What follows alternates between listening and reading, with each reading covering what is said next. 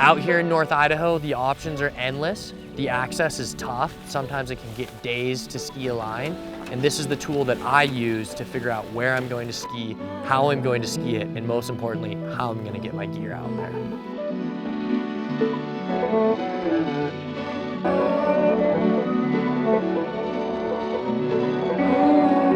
I'm Essex Prescott. I'm a backcountry skier, and this is my 1959 Cessna 180.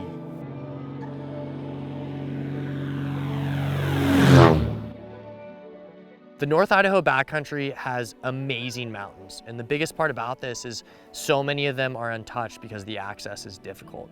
Lots of these lines have never been skied before, and it's been my passion with my friends and the crew I film with to go out and ski these different lines, be the first one to put tracks into these mountains. And the airplane, the Cessna 180 specifically, has been a huge part of making that happen.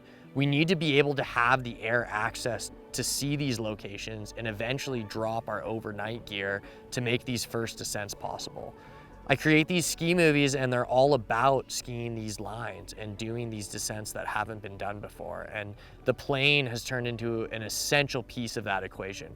From the scouting to eventually going and dropping our overnight gear into these locations, where then we'll hike into and use the gear. It's perfect start to finish. The 180 is an absolute powerhouse, but it's still, especially these early ones in 1959, it's a light airframe. And with that, power is important and weight is just as important. The Carbon Voyager is a huge part of making sure the weight and balance of this airplane is correct. I have it upgraded to a P-Ponk motor. You need that extra horsepower flying in the mountains here, and it needs a big 3-blade prop to be able to push all that power for the thrust.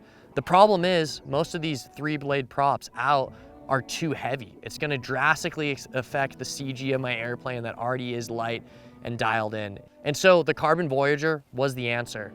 It's the prop that you look for, that I'm going to have all the thrust that I need, but I'm still keeping the weight light enough that it's not affecting the CG of my airplane. I was actually able to swap out my old small 2-blade prop for this Carbon Voyager and not change the center of gravity or the weight of my airplane at all, which is amazing, as this prop is providing so much more thrust and getting me in and out of places a lot better than my old setup. With that being said, the Carbon Voyager is a carbon propeller.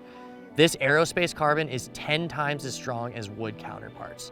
With the strength, the engineers were able to engineer a much thinner prop and get more thrust out of the same type of design. The beauty of the carbon prop is the field repairability. This is something that you don't usually think of when you're thinking about carbon propellers. This prop is easily field repairable, something that, as you can see, we're out here in a tough strip, lots of dirt, grass, rocks, etc., and I can feel confident that if I do get a nick, it's something that I'm gonna be able to repair. If it's something that is further outside of the field repairability, the beauty of carbon is that we can actually go in and add more material back to the prop. It's not an aluminum prop that's going to continue to get shaved down and eventually be out of tolerances. This is a prop that you can keep repairing and keep working through. The durability is amazing, and I know that whether I catch a small nick out on the field where I'm landing, or there's a bigger issue and I needed to get it fixed after the fact, it's a prop that I'm going to be able to use for a long time. I got into flying to help with my skiing, and it turned into another huge passion of mine.